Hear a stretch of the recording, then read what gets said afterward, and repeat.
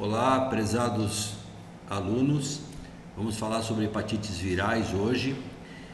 Entre tantas hepatites que nós temos, as principais, as que mais são prevalentes, hepatite A, hepatite B e hepatite C.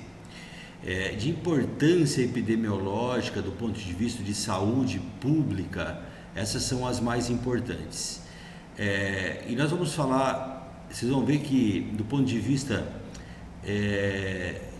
de saúde, a hepatite B e a C, elas são mais impactantes porque elas cronificam. E a hepatite A, ela não tem a capacidade de cronificação. Então, os pacientes têm a forma aguda e a grande maioria, praticamente todos os pacientes se curam desta forma aguda da hepatite A, e a B e C, então, os pacientes ficarão crônicos. Então, nós vamos falar um pouco da hepatite A e vamos falar um pouco mais da hepatite B e C. Então, hepatite, como vocês já conhecem, é o termo que nós usamos para designar uma inflamação do fígado. Suas causas incluem uso de álcool, drogas, uso de medicamentos e doenças autoimunes, mas a causa mais comum é a infecção viral. Então, quando nós usamos o termo hepatite viral, são inflamações no fígado causadas por vírus que provocam um processo inflamatório, tá? E aqui está especificado hepatite A, hepatite B, hepatite C e as demais hepatites, né? D, E, F e assim por diante. Temos também outros vírus, como o vírus citomegalo, o citomegalo, Epstein-Barr vírus, o toxoplasma não é um vírus, mas também causa processo inflamatório no fígado, vírus da dengue. Então todos são vírus que têm tropismo hepático e por isso causam processo inflamatório durante a infecção aguda, mas que são doenças transitórias. Quando o processo agudo desaparece, o processo inflamatório hepático também desaparece. Portanto, o que nos interessa como doença, epidemiologia, saúde pública, saúde do paciente é hepatite A, hepatite B, hepatite C. A hepatite delta que vocês estão vendo aqui embaixo, ela é bastante importante também quando existe co-infecção com o vírus B, tá? Sozinha ela não tem muita repercussão. Então a hepatite viral é a principal causa de câncer hepático.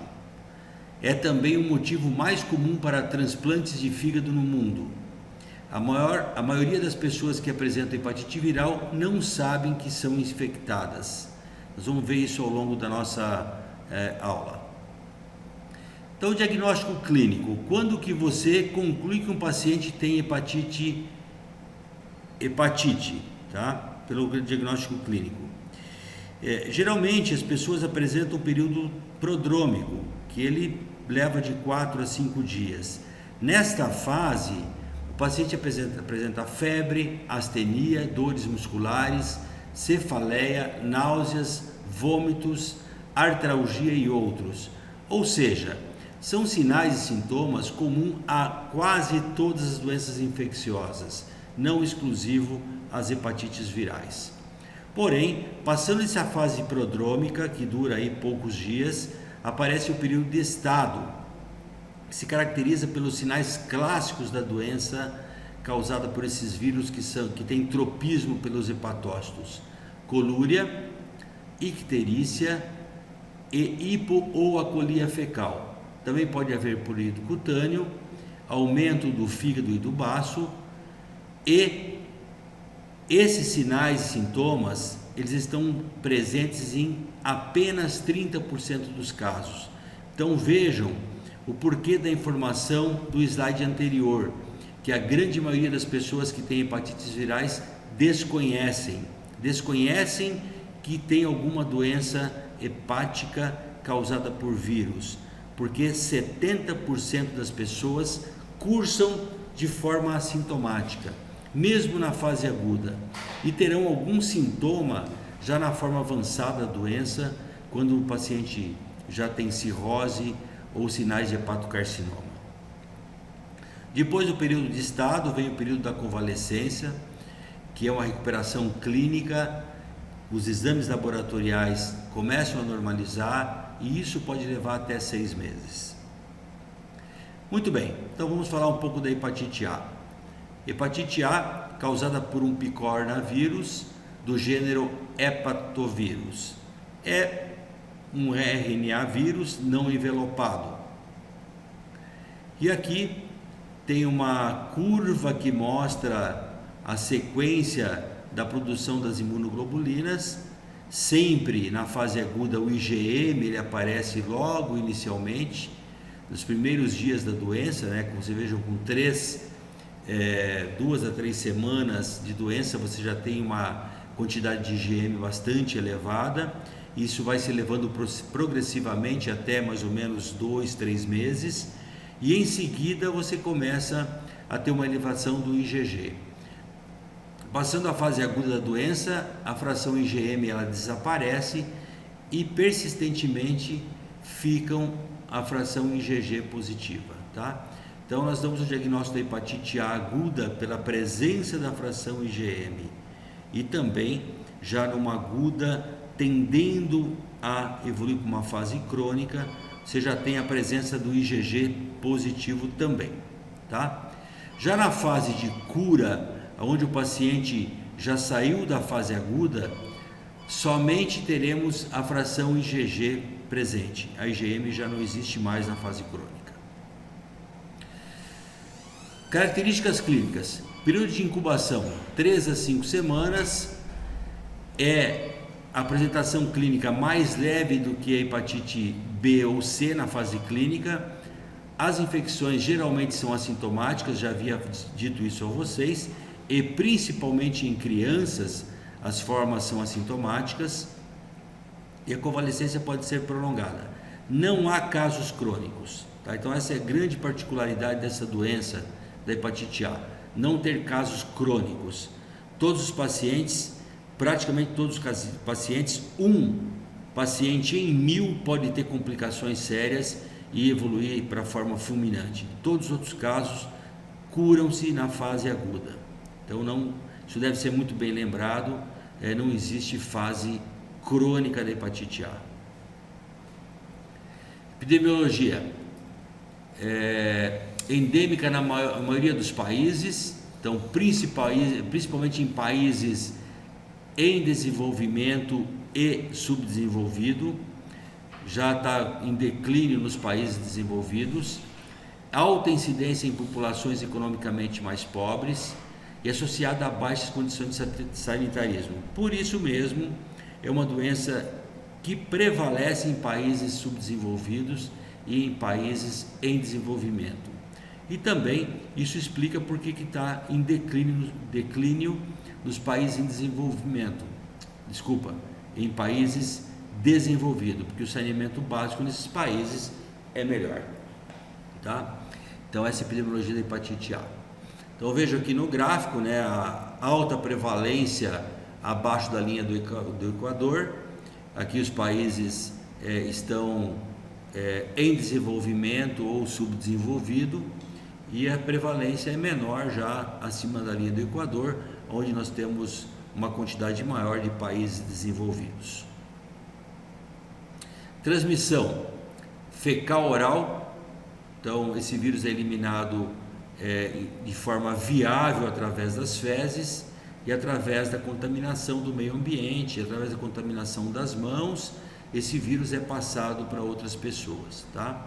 Então tá aqui, ó, fecal-oral, contato, fomites, alimentos manipulados, ou seja, pessoas que não lavam as mãos, estão com as mãos contaminadas pelo vírus da hepatite A, acabam contaminando alimentos, superfícies, contaminação da água pelo esgoto não tratado, frutos do mar em águas poluídas, sistema de esgotos deficiente.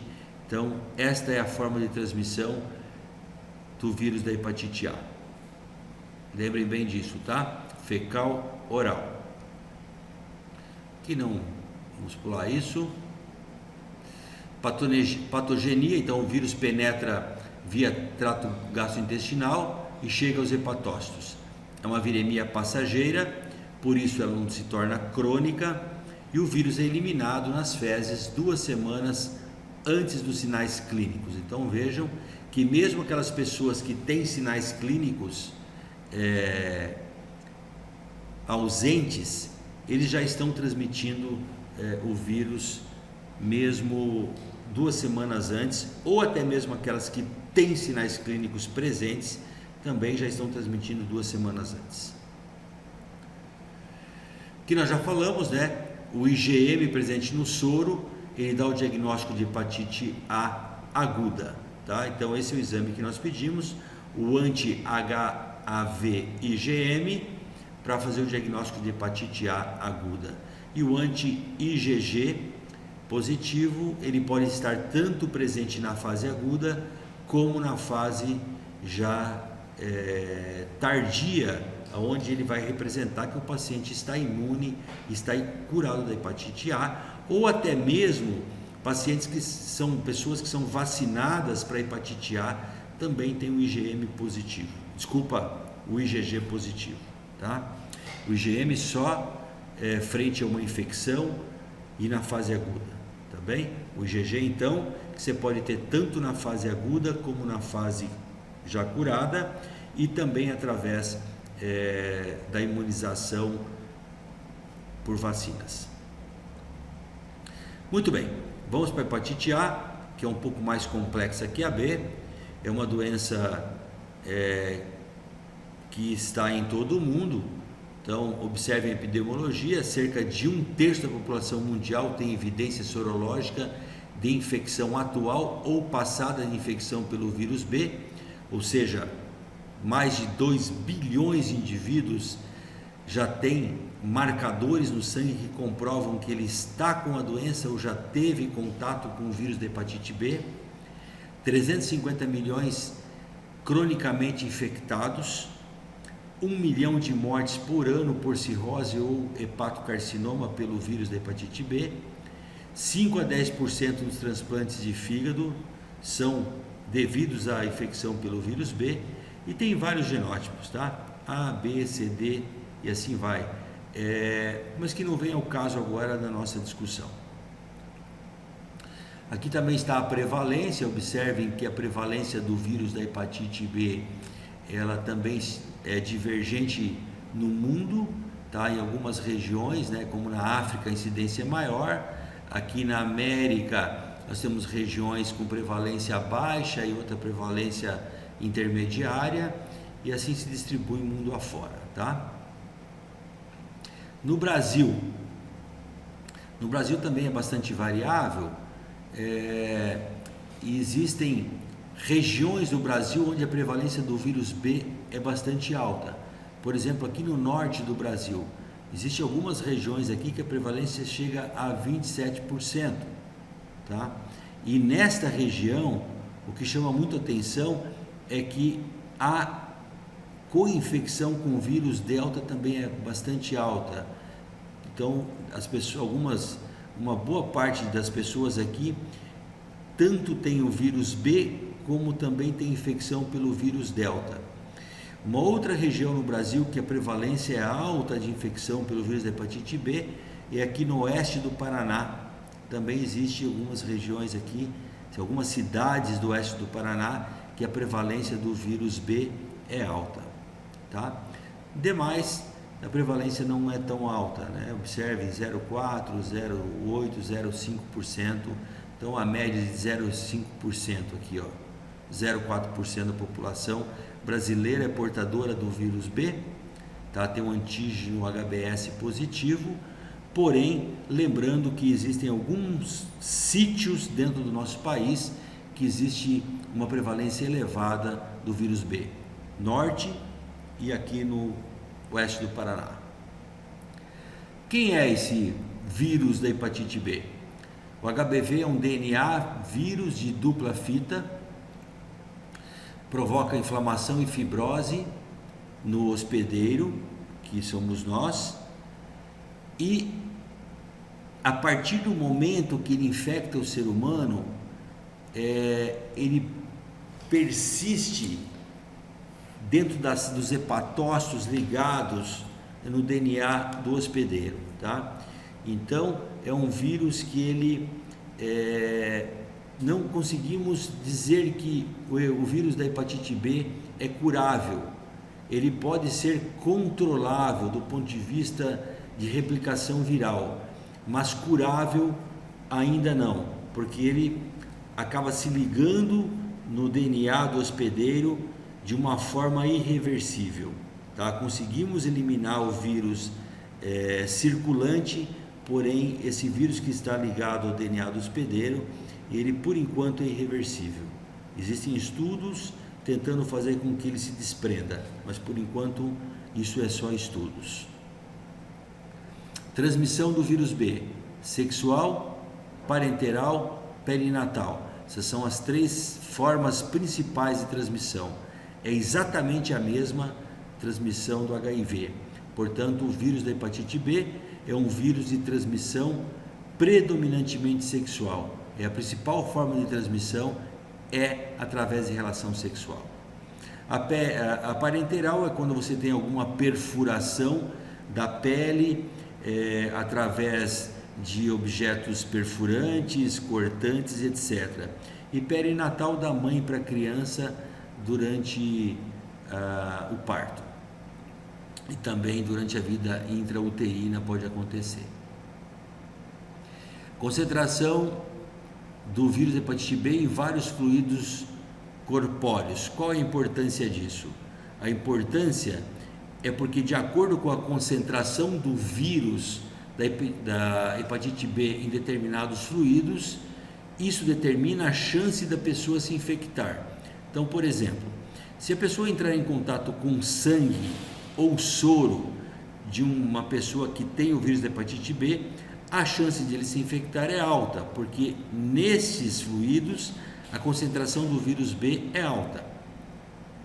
A chance da pessoa se infectar através de relação sexual ou através de fluido vaginal é moderada, porque a carga viral, a quantidade de vírus da hepatite B nesses fluidos, ela é moderada. E assim por diante, tá? A quantidade de vírus B na urina, fezes e etc. é baixa. Então, o risco de infecção quando você entra em contato com urina, lágrimas, obviamente que lágrimas não, mas urina, fezes e outros fluidos com pouca concentração de vírus é bastante baixa, tá? Então é importante que a gente saiba isso, porque isso vai determinar a chance ou não da pessoa ter contraído ou não o vírus da hepatite B, tá? E aqui fatores de risco associado. Observem que aqui um estudo feito de 90 a 2000 nos Estados Unidos, aonde tabularam estatisticamente qual foi a provável origem da infecção pelo vírus B. E aqui em vermelho observem que 14% das pessoas contraíram o vírus B através de drogas injetáveis. Contato sexual, em verde, 13%. Contato íntimo com pacientes com hepatite B, 2%. Homens que fazem sexo com homens, 6%. Múltiplos parceiros sexuais, 17%. Desconhecido, 32%. Então observem que relação sexual, o número é bastante grande. 13% aqui, 6% aqui, 17% aqui. E aqui, quando você fala em desconhecido, muitas pessoas preferem não revelar que tiveram relações sexuais desprotegidas com pessoas desconhecidas. Então, provavelmente, nessa fatia de desconhecidos, deve ter uma boa parcela que omitiu que teve relação sexual sem proteção. Tá? Então, você pode acrescentar esses números de relação sexual, mais alguns números que vêm dessa parte desconhecida. Então, desta forma, observem que mais da metade dos pacientes aqui contraíram o vírus da hepatite B via relação sexual. Quem deve ser submetido à triagem sorológica? Então, quais são aquelas pessoas que nós precisamos desconfiar e triar para saber se tem vírus da hepatite B ou não? E quais são os marcadores que nós vamos solicitar? Então, o antígeno HBS. Tá? O antígeno HBS ele está relacionado à partícula viral. Então, quem tiver o antígeno HBS positivo, significa que tem realmente viremia, o vírus está circulante. O antígeno, o anti-HBC IgG. Então, esse anticorpo produzido pela pessoa frente a uma infecção pelo vírus da hepatite B demonstra que esta pessoa já teve contato com o vírus da hepatite B, tá? Então, se essa pessoa teve contato com o vírus da hepatite B e tem um antígeno S positivo, então esse é um indivíduo que realmente está com infecção pelo vírus B. Se é aguda ou crônica, vamos investigar. Então, e quais são os indivíduos que nós vamos fazer a investigação?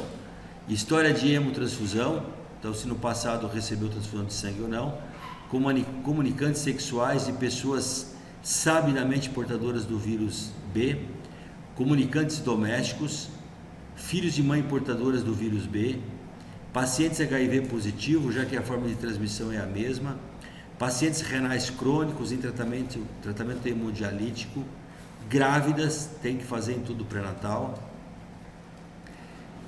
E o que fazer então para os que estiverem com os exames todos negativos? Vacinação dos susceptíveis, ou seja, se você triou e estiver com HBsAg não reagente e o anti-HBC IgG não reagente, vacinar esses indivíduos para que fiquem protegidos. Muito bem, como que funciona a infecção pelo vírus da hepatite B? Qual é o caminho natural desse vírus?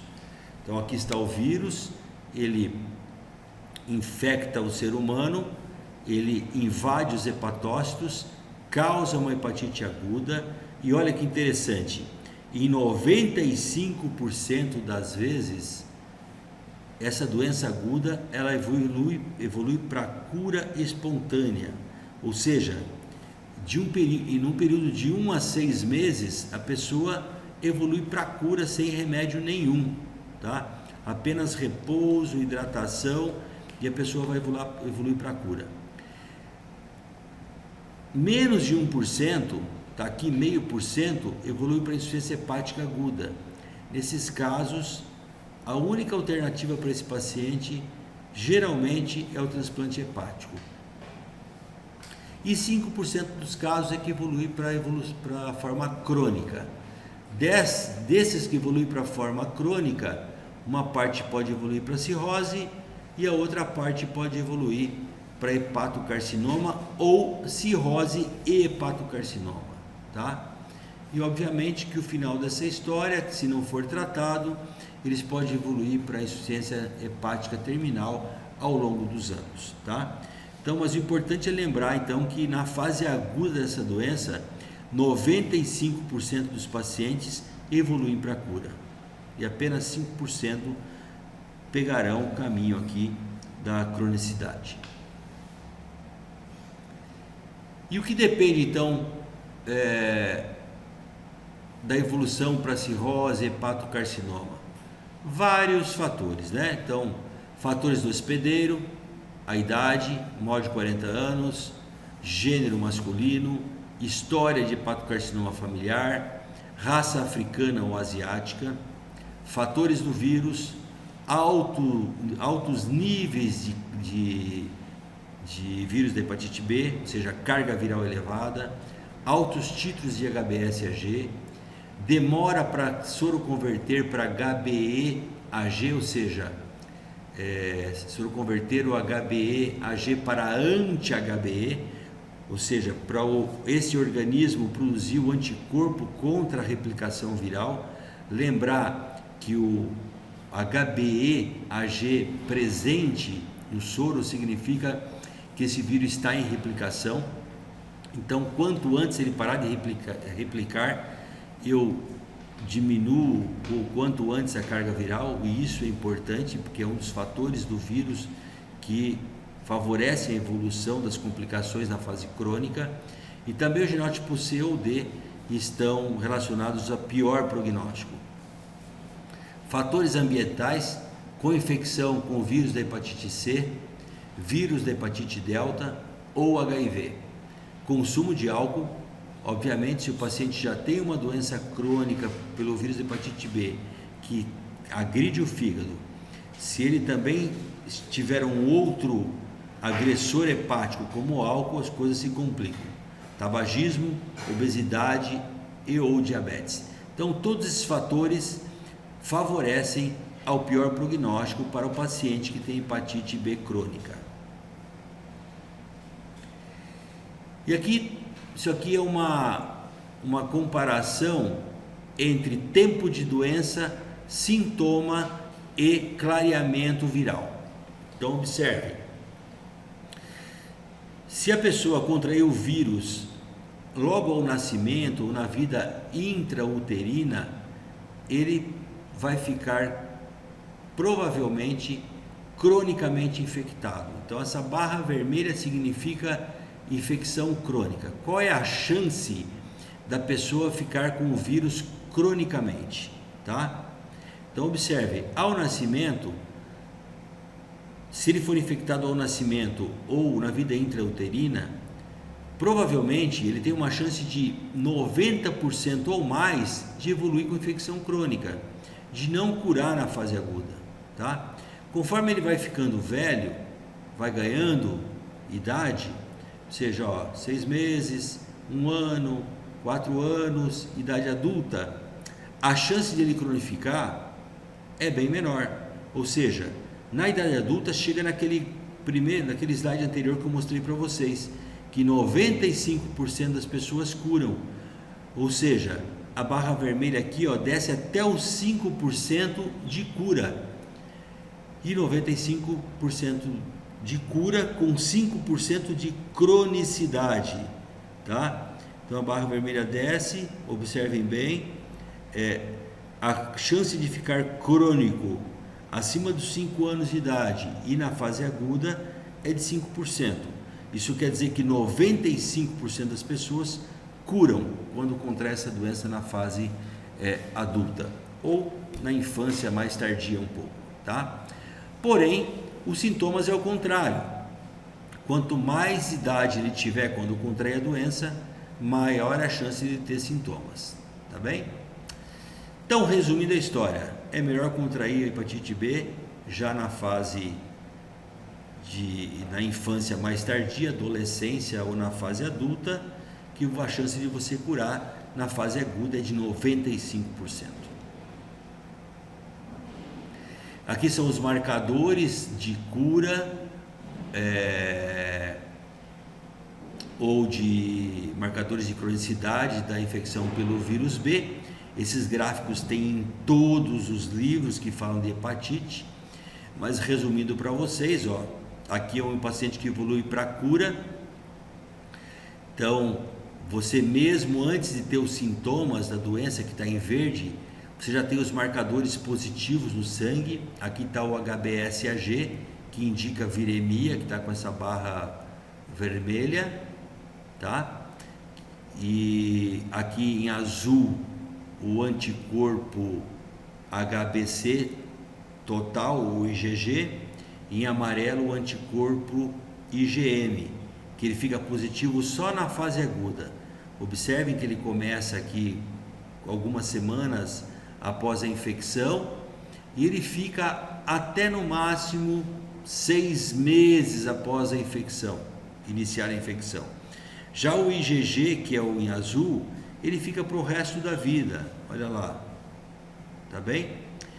Este é um paciente que vai evoluir para a cura, então vamos ver o que acontece com esse paciente. Então, juntamente com o antígeno S positivo, eu tenho aqui o HBeAg positivo, que é o marcador de replicação. Como esse paciente vai evoluir para a cura, olha que o organismo dele produziu o anti-HBe, que parou a replicação viral nesse ponto, tá? Então produziu o anti-E, parou a replicação viral nesse ponto, tá? Consequentemente, o antígeno E foi bloqueado pelo anti-E. Este organismo que também que vai evoluir para a cura também produziu o anti-HBS, consequentemente neutralizou o antígeno S. Então observem que após os 6 meses esse paciente está curado.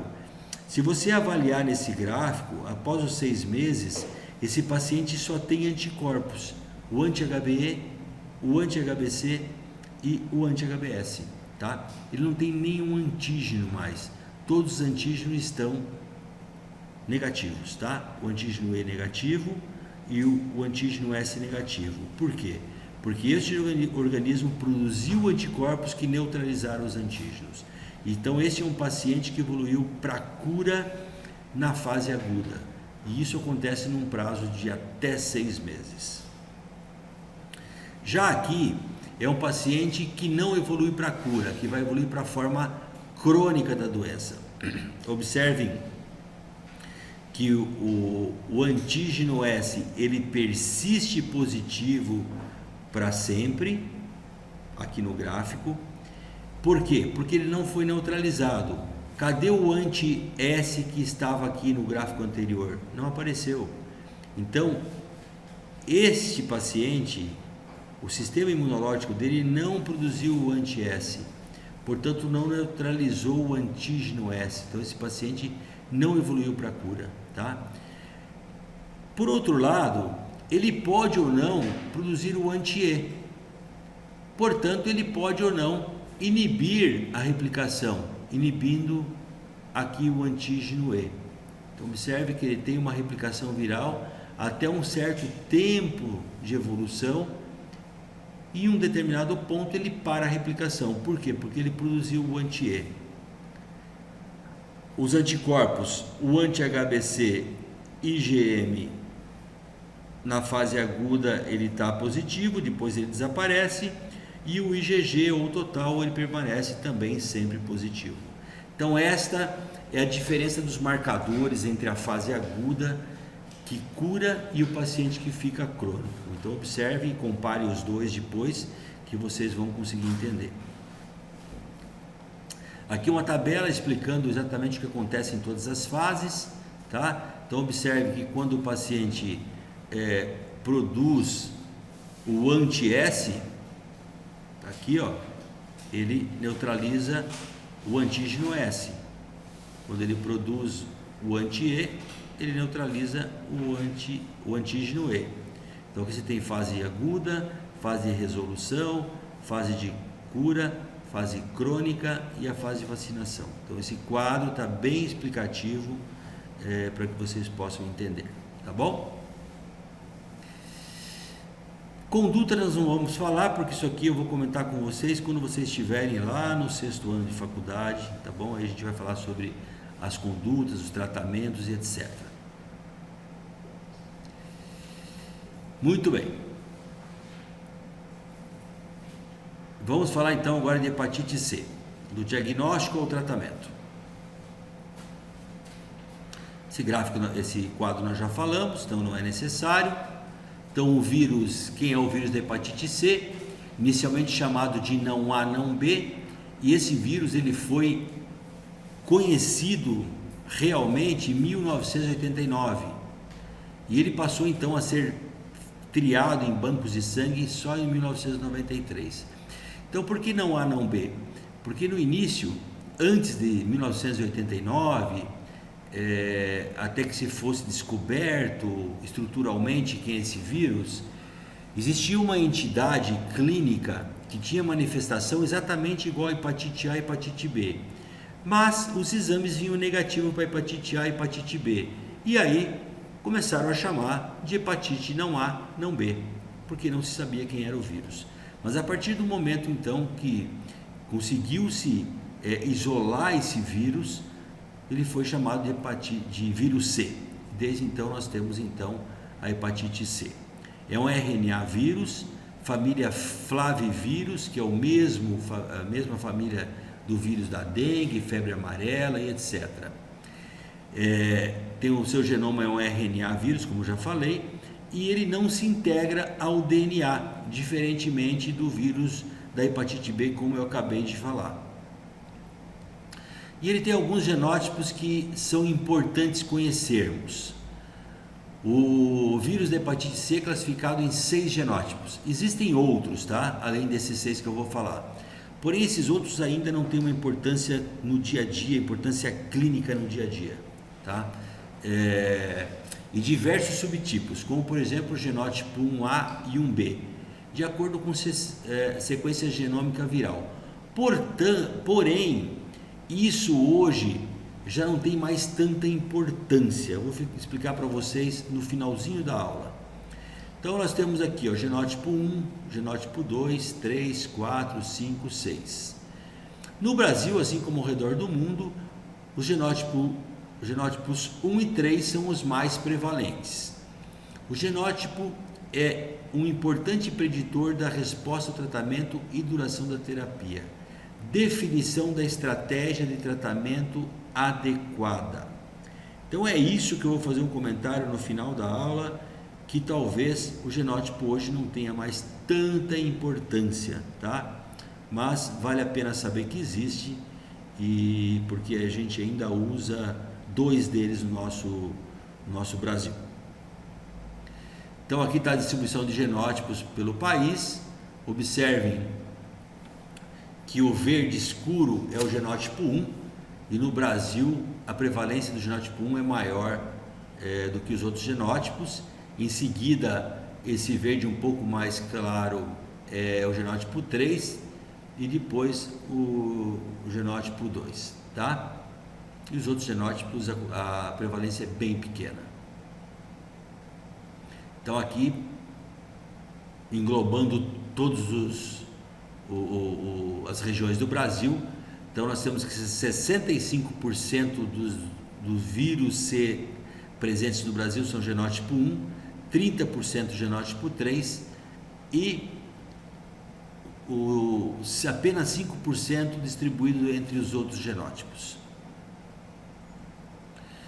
Então a comparação, vendo o problema da epidemia, da pandemia global do vírus C, 150 milhões de pacientes em todo o mundo, talvez seja um pouco menos, né? Essa aqui está um pouco superestimado, estão cronicamente infectados pelo vírus C. Mais de 350 mil mortes são atribuídas pelo vírus C ao ano. Então observe, isso aqui é muito importante, ó. Quando você fala que existe 150 milhões de pacientes infectados cronicamente no mundo, e você fala, compara em relação ao HIV, que tem 34 milhões, tá? Então nós temos muito mais pacientes, temos aí pelo menos 4 vezes mais pessoas vivendo com o vírus da hepatite C do que pessoas vivendo com HIV, tá? Isso é importante lembrar. E aqui está a prevalência. No Brasil, a prevalência ela é intermediária. Esse número também de 3 milhões é superestimado. No Brasil talvez tenhamos 1,5 milhão a prevalência no Brasil, tá? Não é tanto assim não. E o problema, né? Está aqui 1,5 milhão mais ou menos de infectados no Brasil. Aqui fiz só uma comparação, tá? Isso aqui é didático, só para vocês conhecerem. Isso aqui foi feito por um colega de São Paulo já há algum tempo atrás. Os números aqui são números fictícios, só para a gente fazer uma brincadeira aqui, para vocês terem uma ideia de qual é o problema, né? Mas vamos imaginar que no Brasil tivesse 2 milhões de indivíduos portadores do vírus C.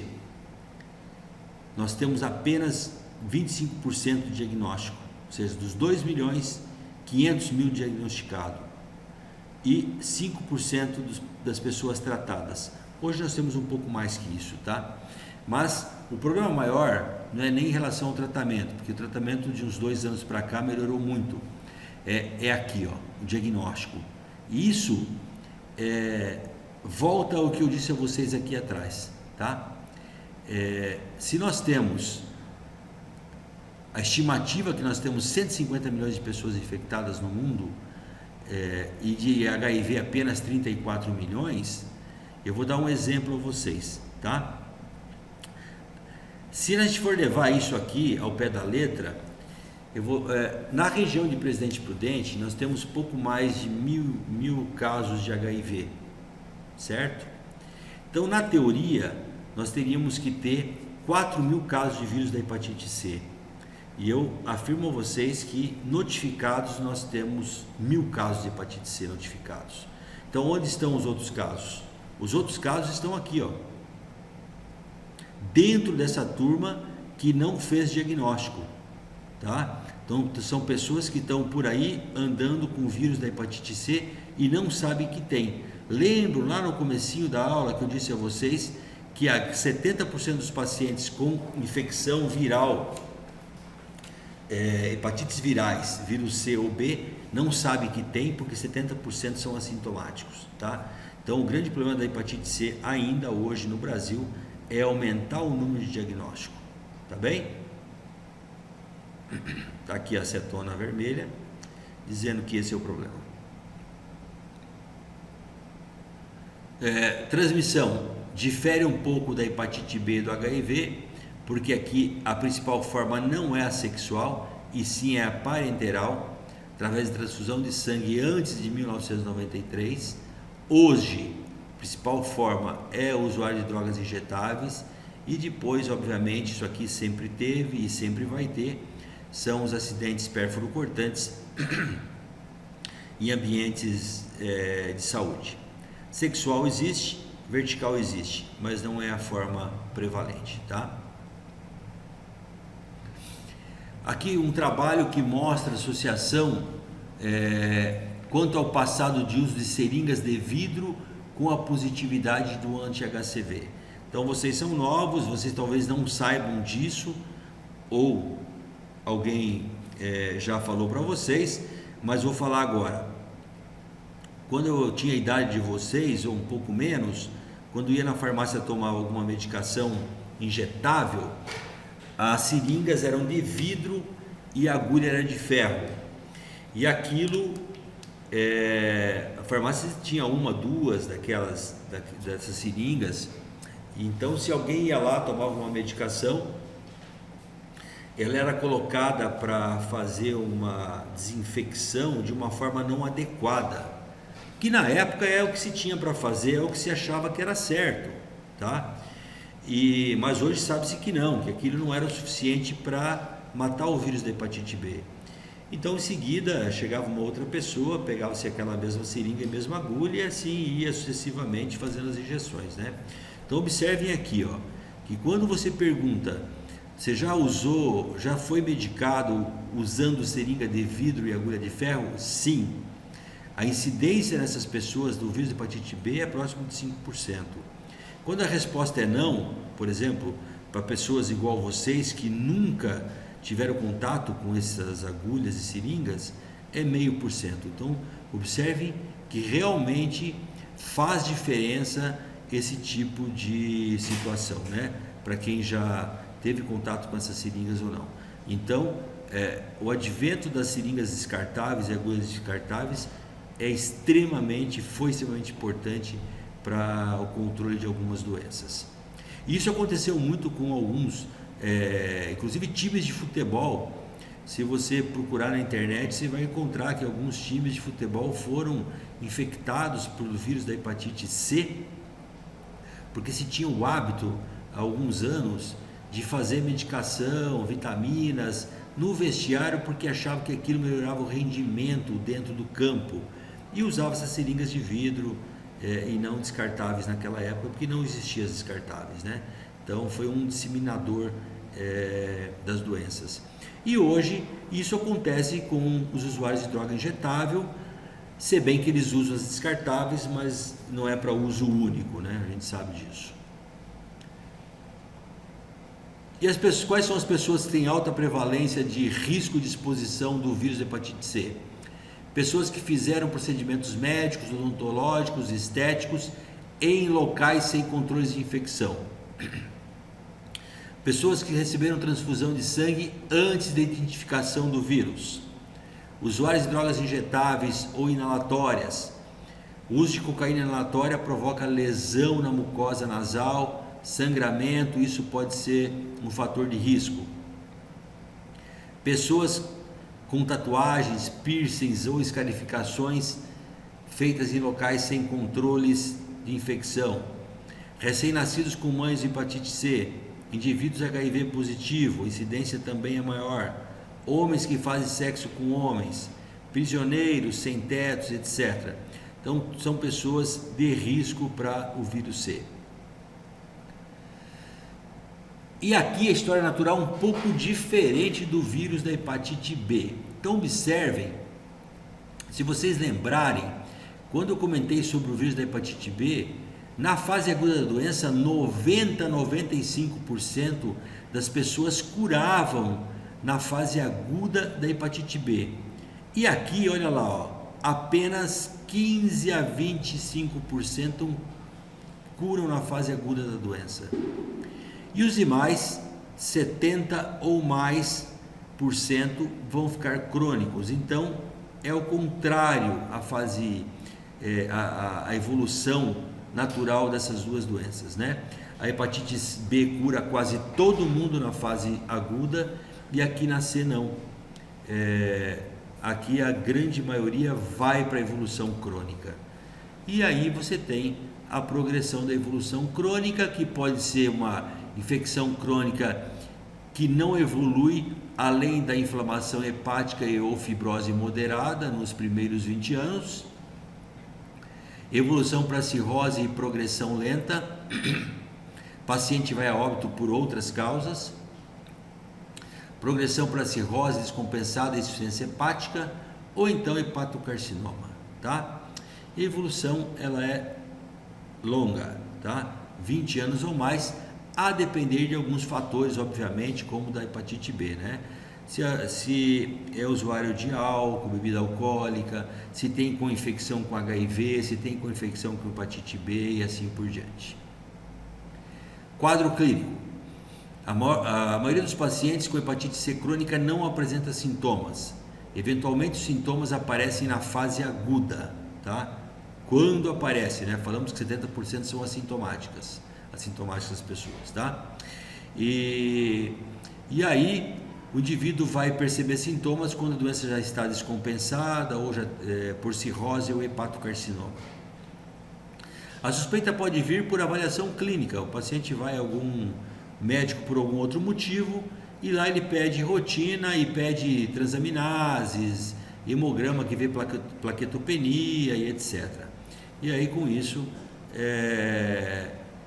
vê uma transaminase aumentada, suspeita de alguma doença hepática e vai pedir sorologias e identifica o vírus da hepatite C. Aqui tudo bem. A cirrose ela pode ter várias etapas, tá? Ela pode ser compensada sem varizes, sem ascite.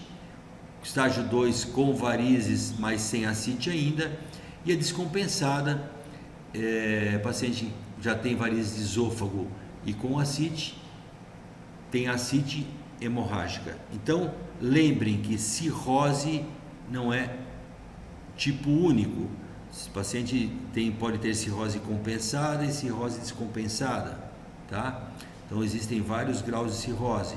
Dentro da compensada pode ter estágio 1, estágio 1, estágio 2, da descompensada estágio 3, estágio 4. Isso é importante para você fazer o prognóstico de morte, tá? De classificar o prognóstico do paciente e tratamento da cirrose e assim por diante, tá? Encaminhar para transplante, etc. E não o hepatite C não é uma doença exclusiva do fígado. Observem que ela acomete também outros órgãos, como o sistema nervoso central, doenças endócrinas, por exemplo, tireoide, dermatológica, como porfiria, doença cardiovascular, hematológicas, renais, glomerulonefrite e assim por diante, tá? Então, não é um vírus exclusivamente que tem afinidade pelo fígado. Ele pode causar então doenças em outros órgãos, tá bem? E isso, só por isso já é uma indicação de tratamento, tá? Doenças que acometem outros órgãos e não só o fígado. Mortalidade pelo vírus C vem aumentando ao longo do tempo. Observem que ela está aqui representada pela barra vermelha e ela ultrapassou já a mortalidade desde 2006, ultrapassa a mortalidade que vem acontecendo pelo HIV e pela hepatite B, tá? Hoje é mais prevalente os óbitos pelo vírus C do que pela hepatite B e hepatite C. O diagnóstico: anti-HCV. Então, primeira coisa, determinar a presença de anticorpos no soro do paciente, e a presença de anticorpos reagente ou positivo pode nos informar duas possibilidades, tá? Identifica pacientes que já tiveram contato com o vírus C em algum momento da vida ser positivo. Isso quer dizer que o paciente pode ter tido vírus C e curado, está dentro daquela faixa dos 20% em média, ou então ele permanece infectado pelo vírus C, tá? Então, se o anti-HCV vier positivo, o que nós precisamos fazer? Uma reação em cadeia da polimerase quantitativa, tá? Então, com este exame, nós vamos procurar o RNA do vírus C no soro desse paciente. Resumindo, a carga viral do vírus da hepatite C é o que nós vamos procurar, tá? A quantidade de vírus, se tem vírus e qual é a quantidade desse vírus no sangue do paciente. Tá bem? Então, anti-HCV positivo, PCR quantitativo. Se o PCR vier positivo, aí sim nós confirmamos que esse paciente tem o vírus da hepatite C no sangue, e aí nós vamos fazer a genotipagem, que é para saber se é o genótipo 1, 2, 3, 4, 5, 6, que isso anteriormente era muito importante para programar o tratamento. Hoje não tão mais assim. Vou explicar para vocês daqui a pouco. Então tá aqui, ó. Usado para orientar as decisões referentes ao tipo e duração de tratamento. E, tendo o diagnóstico em mão, precisamos estadiar a fibrose do fígado, tá? Saber se esse paciente já tem um fígado normal ou se ele já tem cirrose, tá? Isso pode ser feito de algumas maneiras, né? Através da biópsia hepática, onde você tira um fragmento do fígado e manda para o anátomo patológico. Pode ser feito por marcadores sanguíneos, por exemplo, o APRI ou o FIB4 ou FIB4, que você usa aqui TGO, contagem de plaquetas e etc. Outros usam a idade do paciente, assim por diante. E também elastografia, que é uma metodologia utilizada para ver a fibrose do fígado através de feixes emitidos por esse transdutor, que é como se fosse um ultrassom que vê a fibrose hepática, tá? Então, com isso você vê se o fígado ele está mais endurecido ou não, e você consegue determinar a fibrose desse fígado, tá? Isso eu explico melhor para vocês numa aula específica. E aqui tem o estadiamento, ela pode ir de F0 sem fibrose até F4 com fibrose, tá? F4 nós chamamos de cirrose e F0 seria um fígado normal. Então os marcadores sanguíneos, tá? Que nós já falamos, você pode usar aqui, se vocês quiserem procurar na internet para conhecer o APRI ou o FIB4, eles estão aqui. E aqui elastografia. O bom dessa elastografia é que hoje ela substitui a biópsia hepática, então ela é um método não invasivo, tá? E os resultados podem ser afetados se o paciente for muito obeso, porque aí o tecido adiposo pode atrapalhar a emissão dos feixes, e aí você não tem um resultado fiel do que você espera. Tratamento. Então, o objetivo do tratamento é a resposta virológica sustentada. O que significa resposta virológica sustentada? Cura da hepatite C, tá? E a gente espera curar esse paciente em 12 semanas, tá? Então, inicia-se o tratamento no ponto 0 e em 12 semanas a gente espera que esse paciente tenha uma carga viral indetectada, ou seja, que não exista mais vírus presente no soro desse paciente e que esta carga viral indetectada ela seja sustentada, ela permaneça indetectada para sempre. Por isso que nós chamamos resposta virológica sustentada, tá? Então observe esse gráfico, ó, ponto 0, começa o tratamento e aí com 12 semanas, que seria o final do tratamento, carga viral está indetectada, ó, essa linha azul é a carga viral. Depois de algumas semanas, pode ser 12 ou 24 semanas, você repete a carga viral e ela continua indetectada. Então isso a gente chama de resposta virológica sustentada, que é igual a cura, tá? O tratamento da hepatite C ela evoluiu muito ao longo do tempo. Observem que em 1991 curava-se apenas 6% dos pacientes, o tratamento era feito só com interferon, depois o tratamento foi evoluindo, tá? Aí acrescentou-se interferon com ribavirina e pulou para 40%, depois apareceu um outro interferon, que era o interferon pegilado, que associado à ribavirina passou para 60% a chance de cura. Depois apareceram as novas medicações de ação direta contra o vírus, porque interferon e ribavirina não têm uma ação direta contra o vírus, elas trabalhavam melhorando o sistema imunológico e com isso ativando o sistema imunológico para combater a infecção, tá? E com isso alguns pacientes curavam e chegava a uma cura até de 60%. Quando chegaram essas novas drogas que estão aqui, ó, classificados aqui como inibidores da protease, tá? Foram acima de 70% a taxa de cura, tá bem? E depois, agora, atualmente, o que nós usamos são medicamentos somente de ação direta contra o vírus, só medicação via oral que tem ação direta contra o vírus, não se usa mais interferon, tá bem? Ribavirina em alguns casos. E a taxa de resposta virológica sustentada, ou seja, a taxa de cura chega acima de 95%, tá?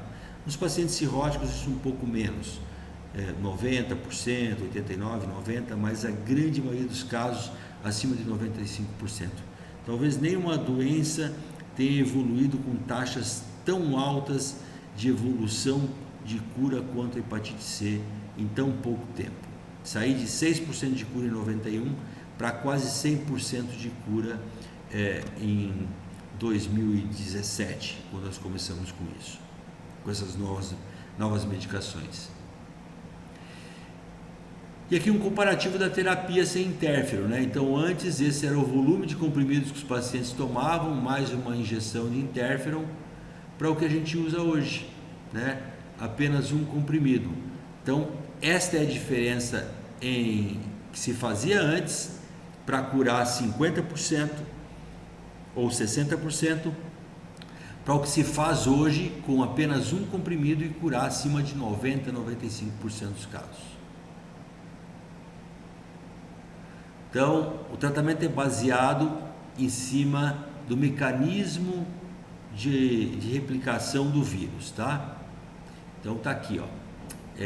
Todas essas medicações, algumas já foram usadas e já saíram de linha, outras estamos usando, outras estão por vir, tá? Então, todos esses medicamentos são inibidores da protease, tá bem? Então, inibem a protease do vírus C. Todos esses aqui são inibidores do NS5A e todos esses aqui são inibidores do NS5B, são inibidores da polimerase.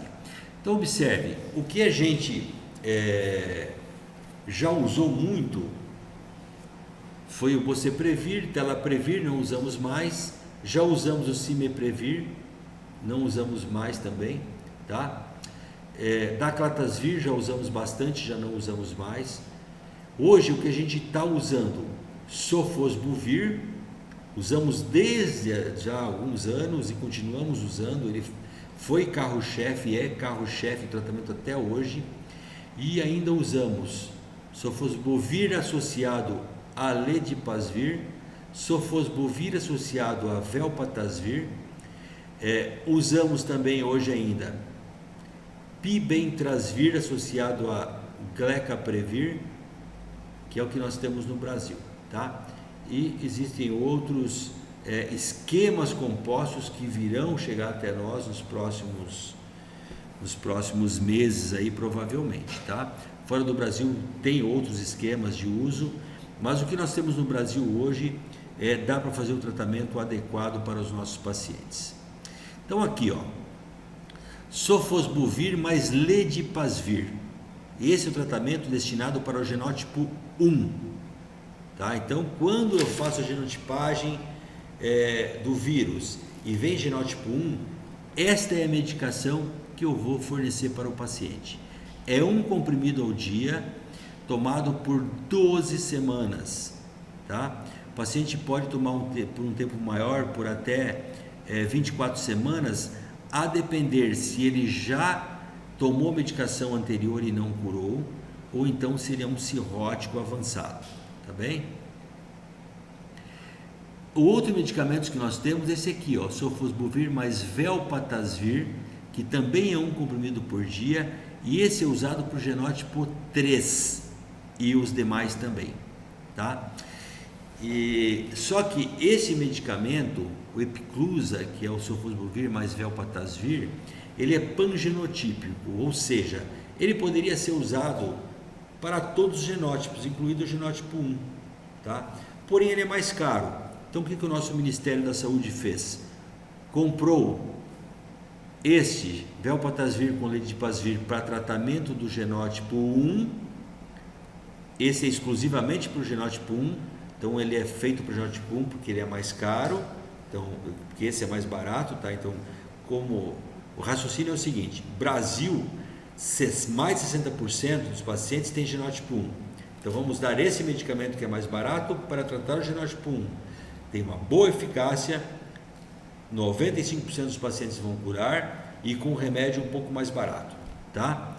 E vamos reservar esse que é mais caro, que poderia tratar o genótipo 1, porém é mais caro. Então vamos dar esse para todos os outros genótipos, exceto um, que também tem uma eficácia de 95% em média para o tratamento.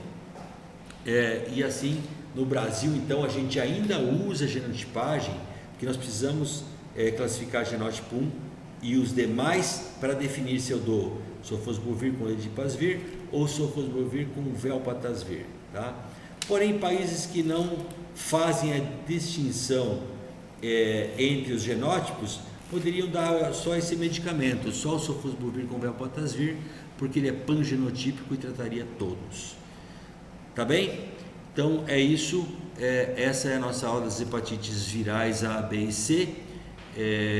Esta aula com certeza tem muito mais a acrescentar a vocês, porém vocês estão ainda no início da faculdade, então eu precisei fazer uma aula com alguns conceitos mais básicos, sem focar muito na fisiopatogenia desse vírus e especificamente aprofundar também, muito especificamente no tratamento das doenças e dos pacientes também que não respondem ao tratamento com esses dois medicamentos que eu falei, tá?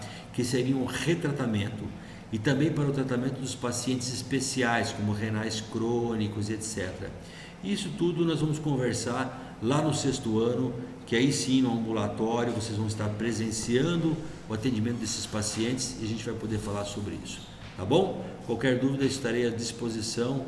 Muito obrigado pela atenção.